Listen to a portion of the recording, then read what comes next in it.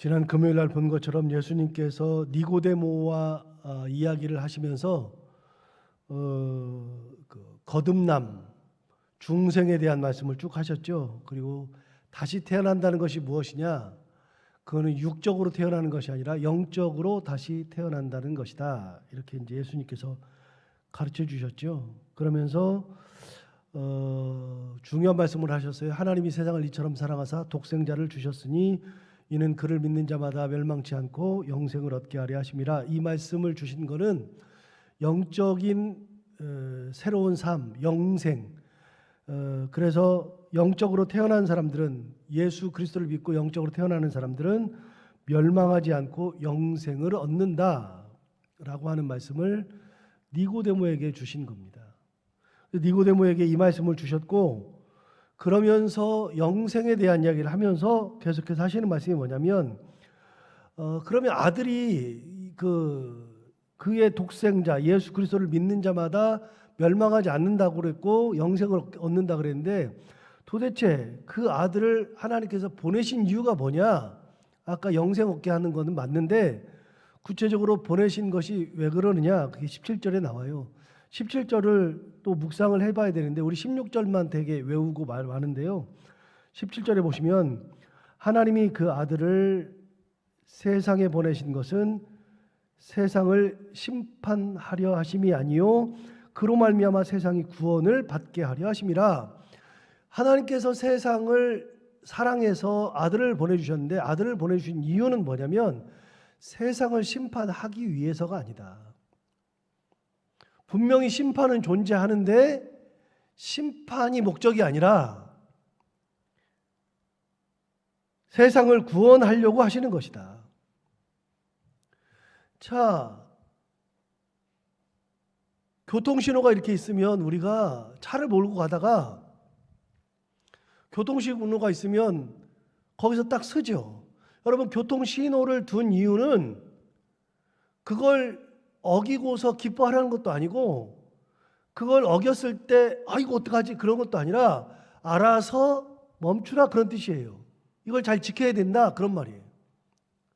내가 알아서 스스로 멈추는 거죠. 그런데 교통신호를 어겼을 때 우리는 대체적으로 교통신호를 잘 어겨요. 이제 요즘은 잘 안 어기는데, 저는 이제 옛날에는 많이 어겼는데, 교통신호를 어기면 그냥 가요. 별로 양심의 가책 없이 가는데, 교통신호를 어겼는데 바로 앞에 경찰이 있다. 그러면 내가 뜨끔하죠. 그럼 여러분, 경찰이 왜 서 있어요? 나 잡으려고? 잡으려고 하는 게 아니라 내가 있으니 신호를 어기지 말아라 그런 뜻이에요.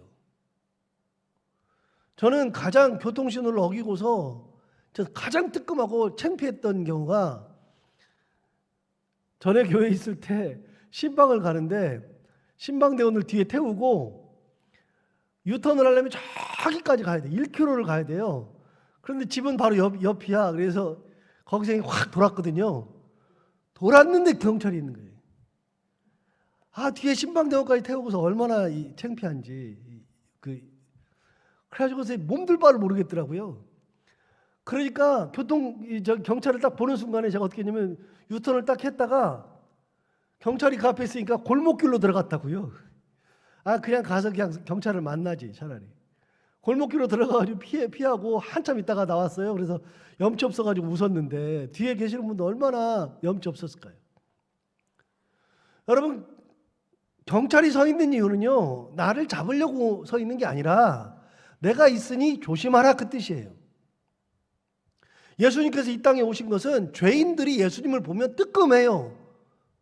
그런데 예수님이 오신 것은 죄인들 뜨끔하라 그게 아니라 너희들 모두 다 내가 왔으니 나를 믿고 구원을 받으라 그 말이죠. 하나님이 아들을 보내신 이유가 그런 거라는 거예요. 아들을 보내신 것은 정죄하기 위해서 보내신 게 아니고, 우리를 죽이려고 보내신 것이 아니라 우리를 살리기 위해서, 구원을 얻게 하기 위해서 보내주신 거예요. 심판이 목적이 아니라 구원이 목적이에요. 그런데 구원자로 오셨는데 구원을 받지 못하는 사람들에게 뭐가 돼요? 심판이 되는 거예요. 심판이. 그래서 예수님이 오신 이후에 가장 중요한 것은요, 심판이 아니라 구원이에요. 그런데 구원 속에는 뭐가 들어있느냐면 심판이 들어있어요. 예수님의 은혜를 입지 못하면 심판이 있는 거니까. 17절 다시 한번 볼까요? 하나님이 하나님이 그 아들을 세상에 보내신 것은 세상을 심판하려 하심이 아니요 그로 말미암아 세상이 구원을 받게 하려 하심이라.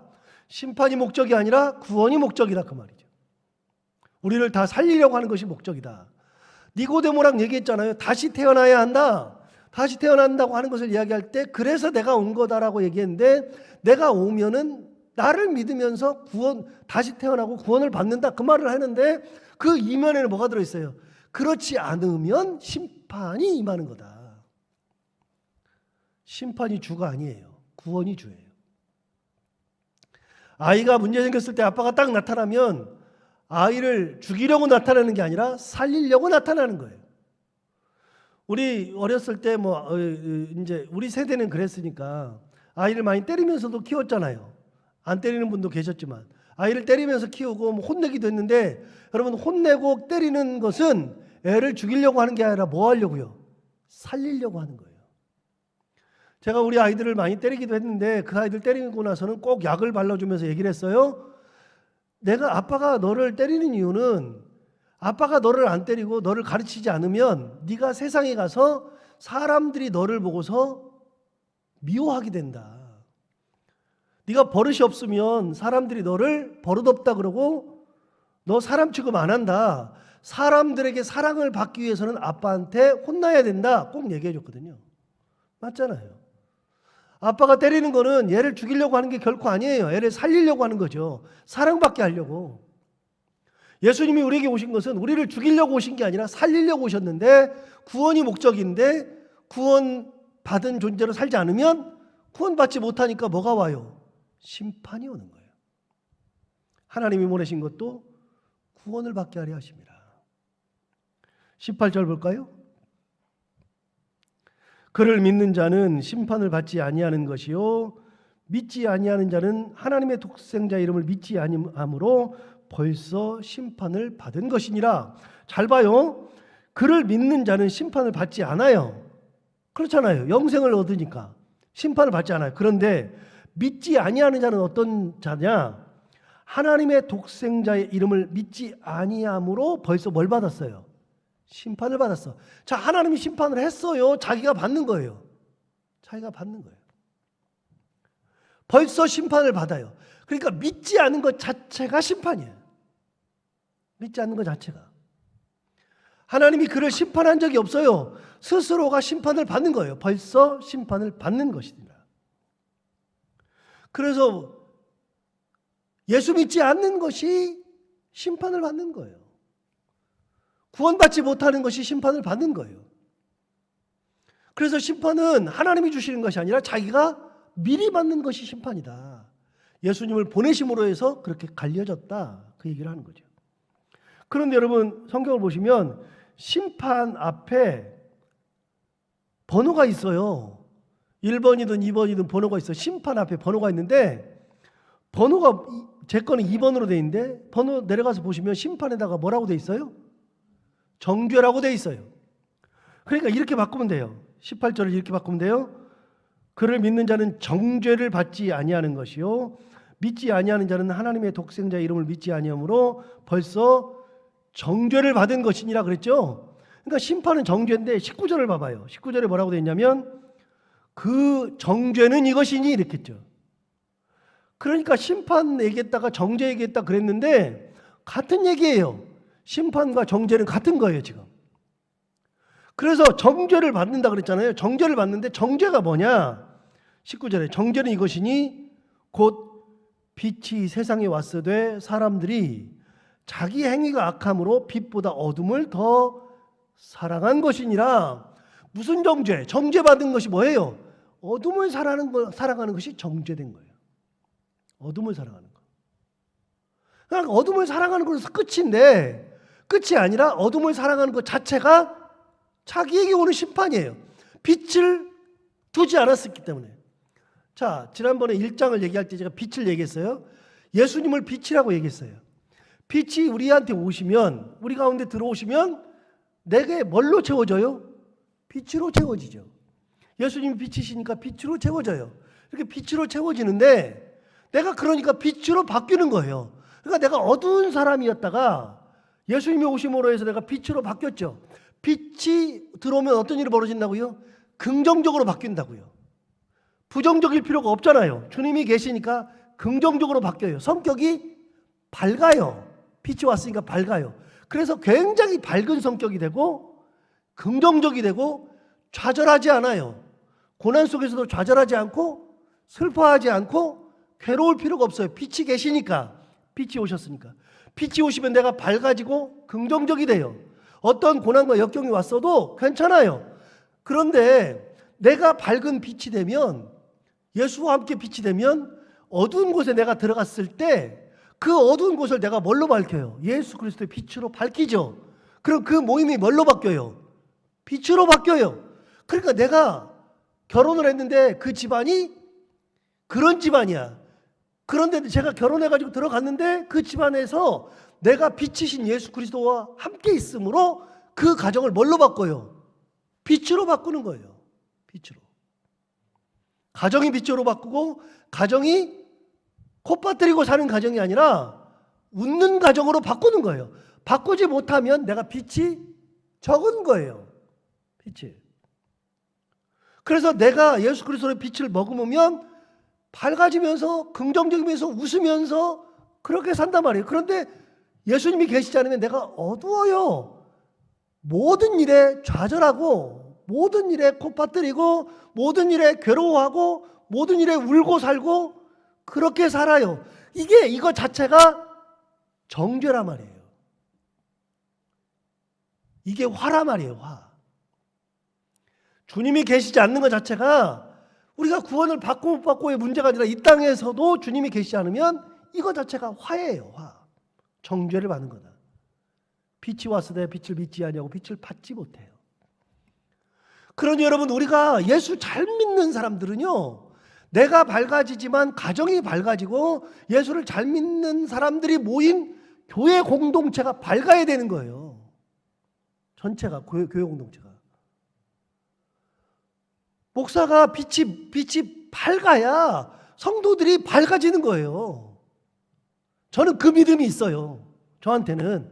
그래서 제가 예수 그리스도를 잘 믿으면, 하나님의 말씀대로 살면 자연스럽게 우리 교회의 성도들은, 저한테 설교를 듣는 분들은, 우리 교회 성도가 아니라도 새벽마다 와서 말씀을 듣는 사람들은 제가 예수를 잘 믿고 하나님의 말씀대로 사니까 말씀을 들으면서 같이 말씀대로 산다는 확신을 가지고 있어요. 교회가 밝아지는 거예요. 교회가 어두울 필요가 없어요. 제가 서두르지 않잖아요. 제가 호들갑 잘 안 떨잖아요. 제가 가장 좋아하는 말씀이 출애굽기 13장 13절 14절, 너희는 가만히 서서, 그 말씀을 가장 좋아하는데, 그러니까 제가 가만히 있기를 좋아하잖아요. 뭘 막 안 하잖아요. 그러니까 우리 사랑하는 성도들도 이제는 5년 정도 되니까 이제 차분해지는 것 같아요. 밝아요, 교회가. 어두울 필요가 없어요. 그래서 재정이 조금 모자라도 별로 걱정 안 해요, 제가. 재정 모자라면 모자라는 대로, 남으면 남는 대로 그냥 그렇게 가는 거예요. 하나님의 은혜 가운데 가는 거예요. 하나님이 채워주실 거라는 믿음. 제가 채우겠다는 믿음이 하나도 없고요. 하나님이 채워주실 거라는 믿음. 하나님이 우리 성도들의 삶을 이끌어 주실 거라는 믿음. 말씀을 듣는 모든 분들에게 하나님의 은혜를 주실 거라는 믿음 있으니까 그 믿음 가지고 가는 거예요. 그 믿음 가지고. 주님이 오시는 것 자체가 복이에요. 내 안에 들어오는 것 자체가. 목사부터가 그 믿음이 있고 그 빛이 있으면, 머물고 있으면 모든 사람이 행복하고, 내가 그걸 빛을 머금고 있으면 가정이 그렇고, 자녀가 그렇고, 내 시댁이 그렇고, 내 친정이 그렇고. 그래서 빛이 중요한 거예요. 내 안에 빛이 들어오면 이게 모든 사람들에게 복이에요. 복. 19절 다시 봐봐요. 그 정죄는 이것이니 곧 빛이 세상에 왔으되 사람들이 자기 행위가 악함으로 빛 빛보다 어둠을 더 사랑한 것이니라. 어둠을 사랑하는 것 자체가 정죄예요. 거기 머물러 있는 것 자체가 정죄예요. 그게 복받은 사람이 아니에요. 어둠에 있는 것이. 그러니까 예수 안 믿는 것이 뭐 잘하는 것이 아니고요. 예수를 믿는 것이 복인데 진짜 복은요. 예수를 믿는 것이 복보다도 진짜 복은 예수님을 제대로 믿는 게 복이에요. 예수님이 빛이신데 그 빛이 내 안에 들어오는 것이 빛이, 이게 복이에요. 그래서 내가 예수님처럼 되는 거, 예수님처럼 생각하고 예수님처럼 행동하고 예수님처럼 말하고 예수님처럼 배려하고 예수님처럼 섬기고, 그게 행복이에요. 이렇게 해가지고서 이렇게 대단한 양 해봐야 아무 쓸모 없어요. 예수 믿는 거는 그게 아니고요. 예수님처럼 낮아지고 예수님처럼 섬기고 예수님처럼 사랑하고 배려하고 죽기까지 갈 수 있는 것이 그게 복이에요. 복 중에 가장 큰 복은 예수 믿는 게 복인데, 그거보다도 더 진짜 복은 예수를 제대로 믿는 것이 진짜 복이에요. 그게 복 중에 복이에요. 그런데 그거 말고 어둠을 사랑하는 거, 이거는 화 중에 화예요. 어둠을 사랑할 이유가 없어요. 아니 조금 기쁘다 그래가지고, 조금 행복하다 그래가지고, 조금 재밌다 그래가지고 그거 있어봐야 뭐예요? 그냥 저도 옛날에 많이 해봤어요. 제가 박사학위 할 때요. 박사학위는 혼자서 책 읽고 혼자서 논문 쓰고 혼자서 교수 만나고 그러니까 그걸 할 때 안 풀릴 때가 있어요. 딱 막혀. 산 앞에 딱 서 있는 때가 있어요. 벽 앞에. 그래가지고 더 이상은 책을 읽어도 아무 생각이 없고 더 이상은 논문을 쓸 수도 없고 딱 막혀 있을 때가 있어요. 딱 막혀 있을 때 얼마나 막혀 있냐면 하나도 안 풀리니까요. 한 글자를 못 써, 한 글자를. 제 아내가 그걸 옆에서 봤잖아요. 한 글자를 못 쓰니까 어떻게 하느냐면 너무 힘드니까요. 제가 3개월 동안을 인터넷으로 고스톱만 쳤잖아요. 그냥 고스톱을 잘 쳐요. 막고는 둘이 치는 거거든요. 인터넷으로. 막고를 엄청나게 잘 쳐요. 3개월 동안 아무것도 안 하고 내가 고스톱만 쳤잖아요. 인터넷으로 고스톱을 치는데요. 재미가 엄청 재밌어요. 재밌는데 나중 되니까 재미가 별로 없어요. 그런데 인터넷으로 고스톱 치니까 이제 연세 드신 분들은 잘 모르시는데, 인터넷으로 막 하다 보면 고스톱만 치는 게 아니라 옆에 채팅창이 올라와가지고 서로 대화를 해요. 야 그거 빨리 먹어. 그러는데 셋이 치는데 한 사람이 잘 못하니까 독박 쓰게 생겼고 막 그러니까 욕하기 시작해요. 그럼 욕 막 하는데 그거 올라오고 그거 보면서 하고 있어요. 이게 뭐 하는 짓이에요 도대체. 여러분 그런 거 해봐야 남는 게 없어요. 3개월 정도 하니까 그때서야 이제 아무것도 없으니까 이제 조금씩 풀리기 시작해가지고 논문을 쓰더라고요. 그거 하면은 뭐가 좋아요? 아무 이익이 없어요. 아내가 그거 볼 때 속 터져 죽는다니까, 속 터져 죽어. 여러분 나이트클럽 가면은 기쁘잖아요, 재밌잖아요. 그래봐야 남는 거 별로 없어요. 제가 보니까 예수 잘 믿고 은혜대로 사는 거, 하루를 살아도 은혜대로 살고 말씀대로 살면 그게 복이라니까. 그게 있기 위해서 술을 엄청 마신다, 하기 위해서 뭘 한다, 다 사실은 의미가 없어요. 그때만 살짝 모면하는 거예요. 의미 없어요. 빛이신 예수 그리스도, 빛이 내 안에 들어왔을 때 정죄가 임한다는 거예요. 예수님 오시면 구원을 주시기 위해서 주셨는데 정죄가 일어나요. 자연스럽게 그 예수를 받아들이지 않으면 빛이 없어요. 어둠을 사랑하는 거, 이게 곧 정죄니라. 20절 볼까요? 악을 행하는 자마다 빛을 미워하여 빛으로 오지 아니하나니 이는 그 행위가 드러날까 함이요, 진리를 따르는 자는 빛으로 오나니 이는 그 행위가 하나님 안에서 행한 것임을 나타내려 함이라. 다시요, 20절 봐요. 악을 행하는 자마다 빛을 미워하여 빛으로 오지 아니하나니 이는 그 행위가 드러날까 함이요. 무슨 말이에요? 여러분 제 몸이 피부병이 엄청 많아요. 그래가지고 피부병이 많아가지고 막 여기저기가 막 이상해. 그런데 어둠 속에 있을 때는 이게 보여요, 안 보여요? 안 보여. 수술했는데 잘못됐어. 쌍꺼풀 수술했는데 정말 잘못돼가지고 막 눈이 막 이상해졌어. 그런데 어둠 속에 있을 때는 보여요, 안 보여요? 안 보여. 언제 보여요? 빛이 비쳤을 때. 빛이 딱 비치면 내가 무슨 문제가 있는지, 어디가 어떤지, 옷이 더러운지 다 알아요. 그런데 빛에 사는 사람들은 어둠에 사는 사람들은 빛을 받아들이는 게 너무나 싫어. 내 모습이 다 드러나니까. 추악한 모습, 더러운 모습. 그래 여러분, 예수님을 믿다가 우리에게 어떤 일이 벌어지냐면요, 예수님의 은혜 가운데 살긴 사는데 진짜 예수 그리스도의 은혜 가운데 있지 않으면 말씀을 들을 때 진짜 찔려요. 진짜 빛이 내 안에 들어오면 내가 정말로 추잡해지는 거예요.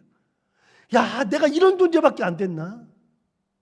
그래서 말씀이 내 안에 있을 때 내가 밝아질 뿐만 아니라 나의 어둠을 보면서 하나님 앞에서 제대로 살려고 노력하는 거예요. 빛이 비치면 어둠이 드러나요. 내 상처가 드러나고 내가 잘못한 죄악이 드러나죠. 자, 제 설명 듣고 20절 다시 봐봐요.